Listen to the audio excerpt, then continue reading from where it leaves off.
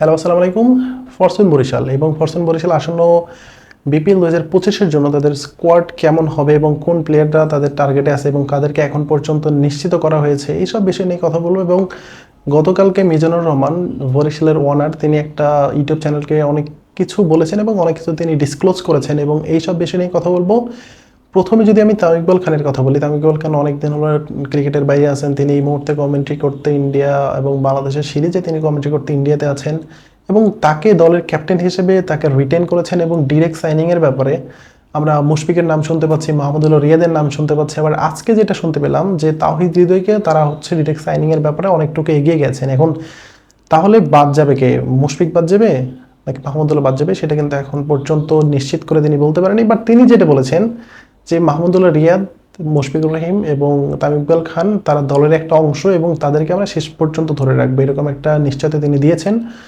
So এদেরকে নিয়ে অনিশ্চয়তার বা কষ্ট পাওয়ার কোনো কথা নেই বরিশালবাসীর জন্য, এটা কিন্তু নিশ্চিত করে বলাই যায়। বাট দুঃখের বিষয় হচ্ছে একটা, মেহেদী হাসান মিরাজ গত আসরে ফরচুন বরিশাল চ্যাম্পিয়ন হওয়ার পিছনে যার অবদান সবচেয়ে বেশি ছিল, কখনো তিনি ওপেনিং ব্যাটসম্যান হিসেবে খেলেছেন, 1 ডাউন 2 ডাউন 4 ডাউন যে কোনো জায়গাতে তিনি ব্যাট করেছেন, ভালো ফিল্ডিং করতেন এবং সেই সাথে ভালো বল করেছেন। বাট এইবার তাকে দলে রাখার জন্য খুব একটা ইন্টারেস্টেড হচ্ছে না ফরচুন বরিশাল। এটা কিন্তু দুঃখজনক একটা বিষয়। আমি যদি বিদেশিদের মধ্যে কথা বলি, তাহলে তারা ডিরেক্ট সাইনিংয়ে ফাহিম আশরাফকে তারা নিশ্চিত করেছেন, সেই সাথে ডেভিড মালানকে তারা নিশ্চিত করেছেন ফুল সিজনের জন্য।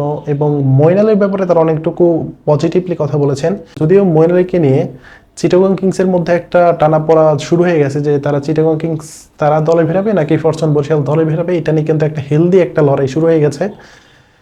সেই সাথে বিদেশিদের মধ্যে আরও অনেক প্লেয়ারের নামই সামনে আসবে, বাট এগুলো তিনি ডিসক্লোজ করেনি তাদের প্ল্যান ওয়াইজের কারণে। কারণ এখন যদি কোনো প্লেয়ারের নাম তারা যদি বলে দেয়, তাহলে হয়তো সেই প্লেয়ারটাকে নিয়ে অন্য কোনো ফ্র্যাঞ্চাইজি তারা টানা হেঁচড়া শুরু করে দিবেন। সো সেই সুযোগটা তিনি কাউকে দিতে যাচ্ছেন না। এবং সেই সাথে ফরচুন বরিশাল যেন এইবারের যে চ্যাম্পিয়ন্স ট্রফিতে খেলার একটা সুযোগ এসেছিল, যেটা তারা না করেছেন, সেটা আগামী বছরের চ্যাম্পিয়ন্স ট্রফি যদি হয় বা চ্যাম্পিয়ন লিগ যেটা বলা হয় টি-20-র ফ্রাঞ্চাইজিগুলো নিয়ে, সেখানে যে তারা যেন চ্যাম্পিয়ন লিগে অংশগ্রহণ করতে পারে, সেই জন্য তারা আসন্ন বিপিএলটা চ্যাম্পিয়ন হতে চায় এবং চ্যাম্পিয়ন হওয়ার জন্য যে মাপের দল করা উচিত সেই মাপের দল তারা কিন্তু করতে যাচ্ছেন। এবং ডেভিড মিলার এবং কায়েল মার্কসের ব্যাপারে তারা কথা বলেছেন এবং তারা হয়তো কায়েল মার্কস হয়তো শুরুর দিকে কিছুটা ম্যাচ খেলবেন, বাট ডেভিড মিলার হয়তো সেই সুযোগটাও পাবেন না। বাট যেহেতু ডেভিড মিলার এসি টি-20 খেলে বিপিএলে খেলতে আসবেন, সো তাকে হয়তো শেষের দিকে কিছু ম্যাচে পাওয়া যাবে। এবং কায়েল মার্কসের ব্যাপারে তাকে শুরু থেকে কিছু ম্যাচ পাওয়া যাবে, মাঝখানে তিনি আইএল টি-20 খেলতে যাবেন, সেইখান থেকে ব্যাক করে আবার তিনি বিপিএলে কন্টিনিউ করবেন, এরকমটা শোনা যাচ্ছে। সেই সাথে জেমস ফুলারের কথা তিনি বলেছেন যে জেমস ফুলার গত আসরে ভালো বল করেছেন ফাইনাল ম্যাচে। ওবেদ ম্যাককয় তিনিও ভালো বল করেছেন। সেই সাথে দেশিদের মধ্যে সাইফুদ্দিন, তাইজুল ইসলাম, এদের ব্যাপারে অনেকটুকু পজিটিভলি হয়তো তাদেরকে যদি ড্রাফট থেকে পাওয়া যায়, তাদেরকে অবশ্যই তারা দলে ফেরাবে, এমনটাই চিন্তা করেছে ফরচুন বরিশাল। এবং ফরচুন বরিশালের হয়ে এখন পর্যন্ত টপ পারফর্মার তামিম ইকবাল খান, তাকে তো দলের ক্যাপ্টেন করা হয়েছে এবং তিনি দলটাকে যেন একশোতেই গাঁথতে পারে। সেই সাথে এই ফরচুন বরিশালকে নিয়ে বরিশালের ওয়ানার অর্থাৎ মিজানুর রহমান তিনি যে কথাগুলো বলেছেন যে তিনি এই দলটাকে চেন্নাই সুপার কিংসের মতো একটা ফ্র্যাঞ্চাইজিতে রূপান্তরিত করতে চান এবং বরিশালের যে ফ্যান বেস সেটাকে তিনি কাজে লাগাতে চান এবং কিছু প্লেয়ারকে তারা একবারের জন্য রেখে দিতে চান, যেমন তামিম ইকবাল খান, মুশফিকুর রহিম এবং মাহমুদুল্লাহ রিয়াদের ব্যাপারে তিনি অনেকবারই বলেছেন যে আমার ফ্র্যাঞ্চাইজি যতদিন পর্যন্ত থাকবে এবং তারা যতদিন পর্যন্ত ক্রিকেট খেলবে ততদিন পর্যন্ত তাদেরকে আমরা ধরে রাখবো এবং খেলার পরেও তাদেরকে কোনো একটা দায়িত্ব হয়তো দেয়া হবে। এটা হচ্ছে মিজানুর রহমানের এন্ড থেকে বলা। এবং সেই সাথে বরিশালকে নিয়ে এই মুহূর্তে যতগুলো রিউমার ছিল, তার মধ্যে সবচেয়ে বড় রিউমার ছিল মোস্তাফিজুর রহমানকে দলে নেওয়া, বাট তাকে কিন্তু দলে পায়নি। এখন সবচেয়ে বড় রিউমার হচ্ছে তাওহিদ হৃদয়কে নিয়ে। যদিও তাওহিদ হৃদয়কে পেতে চিটাগং কিংস, দেন দুর্বল রাজশাহী, তাদের সাথে ফাইট করতে হবে।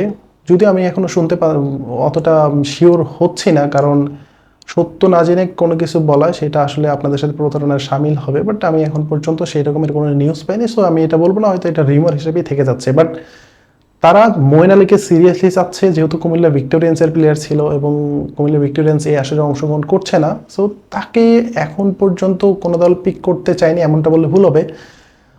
তাকে বরিশাল পিক করতে যাচ্ছেন এবং সেই সাথে চিটাগং কিংস তাকেও পিক করতে চাচ্ছেন।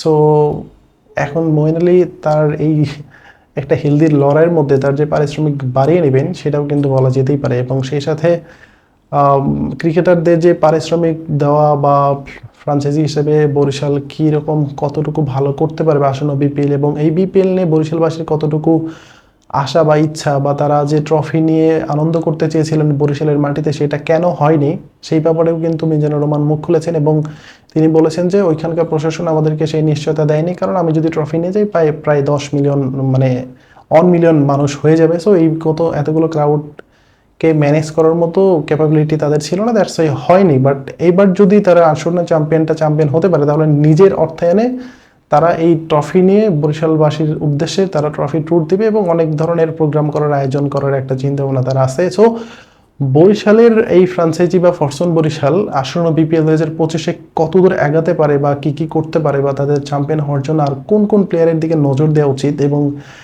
কোন প্লেয়ারগুলো নিয়ে খেললে বরিশাল আবার চ্যাম্পিয়ন হবে, এই সব কিছু কিন্তু আপনি কমেন্ট বক্সে জানাতে পারেন। ধন্যবাদ সবাইকে, আসসালামু আলাইকুম।